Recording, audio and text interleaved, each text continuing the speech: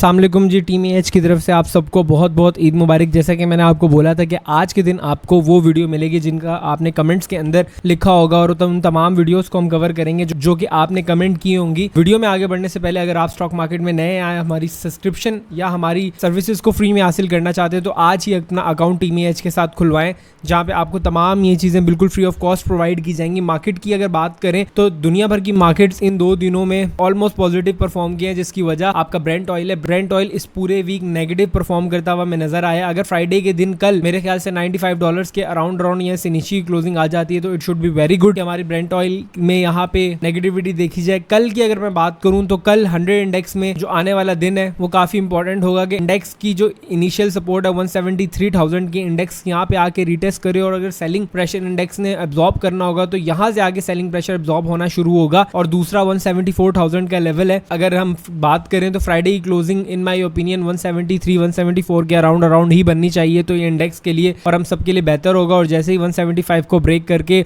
Weekly closing ऊपर आती है तो दोबारा 182 एंड 185 की तरफ हम बढ़ेंगे। अब बढ़ते हैं स्टॉक्स की तरफ जिनका हमें एनालिसिस करने के लिए बोला है। सबसे पहले थल लिमिटेड की बात करें। थल की बात करें तो ये एक इन्वेस्टमेंट पर्पस के हवाले से बेहतरीन शेयर है। अगर आप ट्रेडिंग की बात करें तो मैं इसको रेकमेंड नहीं करूंगा क्योंकि वॉल्यूम्स हमारे पास इसके इतने आते नहीं है। पहले टारगेट की बात करूं तो 713 और 713 के ब्रेकआउट के बाद हम 800 रुपए तक जाता हुआ देख सकते हैं। पीपीएल की बात करें, PPL is one of our favourite stocks और मोस्ट रिकमेंडेड स्टॉक्स। पीपीएल का जो बेस्ट बाइंग जोन है वो आपको 236 रुपीज का यहाँ पे देखने को मिलेगा और पहला टारगेट 246 है एंड देन इसके बाद आप 258 से लेके 280 रुपीज तक का टारगेट इसके अंदर मेजर कर सकते हैं। बीओपी को अगर देखें तो बीओपी हमारे पास आराम सुकून से जो पहला टारगेट है 37 एंड देन इसके बाद 41 रुपीज तक आपको ये मिल सकता है जाता हुआ। क्लोवर की बात करें तो मैं उन शेयर्स के अंदर पर्सनली रिकमेंड नहीं करता काम करना जो स्प्लिट हुए हो। और अगर क्लोवर की बात करें तो क्लोवर पाकिस्तान इस वक्त स्प्लिट हुआ है तो इसके अंदर उस हिसाब से वॉलेटिलिटी कम हो जाएगी। अगर मैं बात करूं बेस्ट बाइंग लेवल इसके 8 रुपए से लेके 8 रुपए 10 पैसे के हैं और तकरीबन 9 रुपए 19 रुपए से लेके 9 रुपए तक का आपका इसका टारगेट होना चाहिए। एफएफएल की बात करें, एफएफएल को हमें लॉन्ग टर्म के हवाले से पूछा गया कि एफएफएल लॉन्ग टर्म के हवाले से हम रख सकते हैं या नहीं रख सकते। एफएफएल की अगर मैं बात करूं तो लॉन्ग टर्म के हवाले से भी इसका easy and smooth target 23 rupees है एंड आफ्टर ब्रेकिंग 23 रुपीज आपको इंशाल्लाह 29 एंड देन 33 रुपीज तक जाता हुआ मिलेगा। बट इसको कम से कम यहाँ से साल आपको देना होगा। पेल की बात करें, पेल भी एक काफी अच्छा स्टॉक है। मैंने बहुत पहले बहुत ही डिटेल में पेल के एनालिसिस आपके सामने किए थे, वो आप देख सकते हैं। अगर लॉन्ग टर्म में आपने पेल को रखना है तो इसका क्या सीक्वेंस बन रहा है। अगर पहले टारगेट की बात करें 45 रुपीज का, ये ग्रुप के अंदर भी मैंने शेयर की हुई है कॉल इसकी एंड देन 48 रुपीज का इसका टारगेट है। एसपीएसएल की बात की गई है यानी कि सितारा पेट्रोलियम। देखिए सितारा पेट्रोलियम अभी स्टॉक मार्केट में नई लिस्ट हुई है। हमेशा एक बात याद रखिएगा, टेक्निकली हम उन कंपनीज को बहुत अच्छे से एनालिसिस कर सकते हैं जिनका हमारे पास डेटा मौजूद हो। ये नई कंपनी है तो मेरे ख्याल से मैं इसके अंदर काम करने के लिए टाइम लूंगा। अगर सितारा में काम करना है तो जेल को कंसीडर करें। जेल मेरे ख्याल से सितारा से ज्यादा आपको अच्छा परफॉर्म होती हुई नजर आए आने वाले दिनों में। हेस्कोल की हमें